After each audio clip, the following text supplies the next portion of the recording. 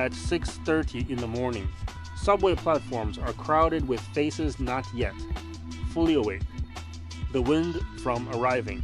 Trains scatters scraps of newspaper, and people complete their first transfer in a flow of inertia.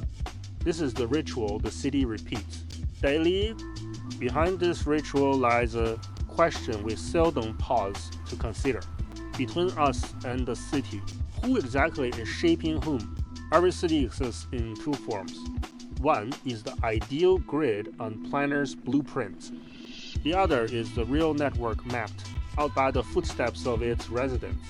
In the depths of Shanghai's Longtang alleyways, laundry poles crisscross, overhead like musical staves, with red pajamas and white shirts fluttering in the morning light.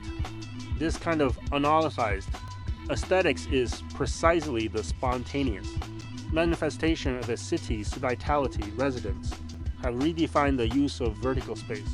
In the most humble way, in Chongqing, mountain city stairways connect height differences of over 10 stories. Porters with bamboo poles and sweat continue the ancient wisdom of human-powered transport on these steps. These unofficial paths form the city's soft tissue, giving rigid clusters of buildings warmth and resilience.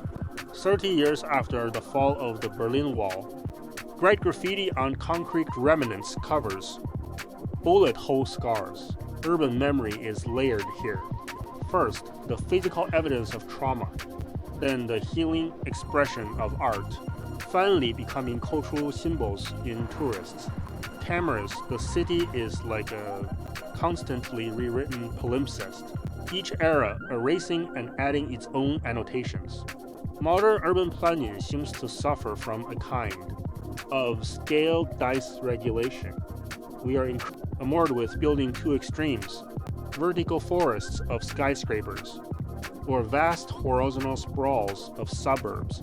Meanwhile, the intimate middle scale of traditional cities, corner bookstores, community tea house, neighborhood markets is rapidly disappearing.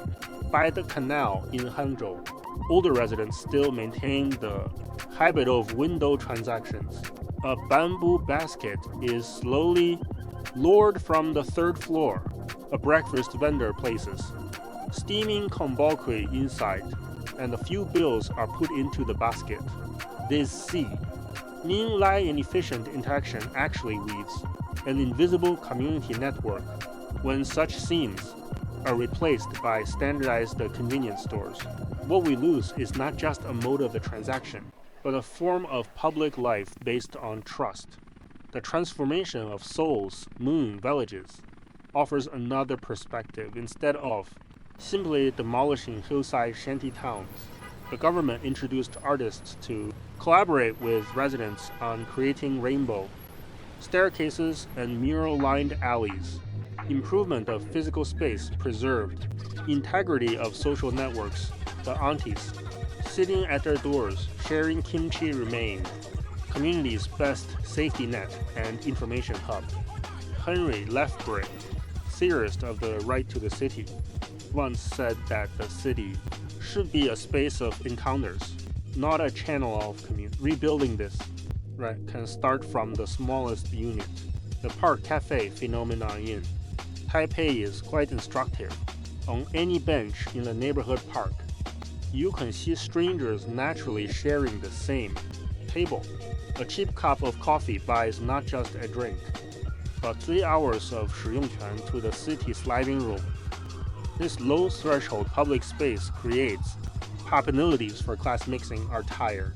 Professor might sit next to a delivery rider, and they might occasionally strike up a conversation about the same squirrel. As night falls, office buildings gradually darken. The convenience stores become warm islands. City slowly settles like a Greek beast, resting briefly at midnight, waiting to be awakened again at dawn by the dreams of countless people.